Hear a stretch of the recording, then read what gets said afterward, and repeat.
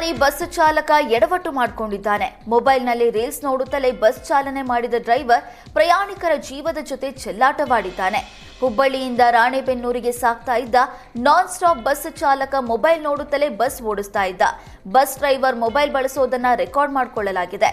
ಪ್ರಯಾಣಿಕರ ಜೀವದ ಜೊತೆ ಬಸ್ ಚಾಲಕ ಚೆಲ್ಲಾಟವಾಡ್ತಾ ಇದ್ದಾನೆ ಅಂತ ಪ್ರಯಾಣಿಕರು ಆಕ್ರೋಶ ವ್ಯಕ್ತಪಡಿಸಿದ್ದಾರೆ. ಖಾಸಗಿ ಸರ್ವೇಯರ್ ಲಂಚ ತೆಗೆದುಕೊಳ್ತಾ ಇದ್ದ ವೇಳೆ ಲೋಕಾಯುಕ್ತ ದಾಳಿ ನಡೆಸಿದೆ. 4,000 ಲಂಚ ಸ್ವೀಕರಿಸ್ತಾ ಇದ್ದ ಸರ್ವೇಯರ್ ಅಶೋಕ್ ಲೋಕಾಯುಕ್ತ ಅಧಿಕಾರಿಗಳ ಬಲೆಗೆ ಬಿದ್ದಿದ್ದಾನೆ.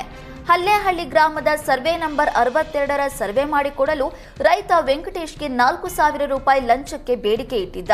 ಲಂಚ ಸ್ವೀಕರಿಸುತ್ತಿದ್ದ ವೇಳೆಯಲ್ಲಿ ಲೋಕಾಯುಕ್ತ ಡಿವೈಎಸ್ಪಿ ತಿರುಮಲೇಶ್ ನೇತೃತ್ವದಲ್ಲಿ ದಾಳಿ ನಡೆಸಲಾಗಿದೆ. ಕಾಂಗ್ರೆಸ್ ಮುಖಂಡ ಜಿಲ್ಲಾ ಪ್ರಗತಿ ಪರಿಶೀಲನೆ ಸಭೆಯ ಸದಸ್ಯ ಅಶೋಕ್ ರೈಟ್ ಹ್ಯಾಂಡ್ ಆಗಿ ಲೋಕಾಯುಕ್ತ ಬಲೆಗೆ ಬಿದ್ದಿದ್ದಾನೆ. ಬೆಳಗಾವಿ ಜಿಲ್ಲೆಯ ರೈತರಿಗೆ ಬೆಮೂಲ್ ಗುಡ್ ನ್ಯೂಸ್ ನೀಡಿದೆ. ಬೆಮೂಲ್ ಅಧ್ಯಕ್ಷ ಬಾಲಚಂದ್ರ ಜಾರಕಿಹೊಳಿ ರೈತರ ಹಾಲಿ ಪ್ರೋತ್ಸಾಹ ಧನ ಪರಿಷ್ಕರಣೆ ಮಾಡಿದ್ದಾರೆ.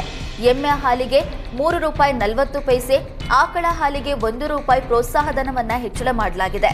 ಗೋಕಾಕ್ ನಗರದ ಬಸವೇಶ್ವರ ಕಲ್ಯಾಣ ಮಂಟಪದ ಸಭೆಯಲ್ಲಿ ತೀರ್ಮಾನ ಮಾಡಿದ್ದು, ಸಭೆಯಲ್ಲಿ ಜಿಲ್ಲೆಯ ಒಕ್ಕೂಟದ ಎಲ್ಲ ಅಧ್ಯಕ್ಷರು ಹಾಗೂ ಕಾರ್ಯದರ್ಶಿಗಳು ಭಾಗಿಯಾಗಿದ್ದರು.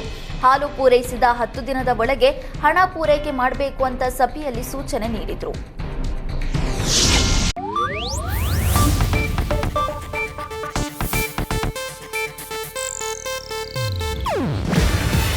ಇದು ಏಷ್ಯಾನೆಟ್ ನ್ಯೂಸ್ ನೆಟ್ವರ್ಕ್ ಪ್ರಸ್ತುತಿ.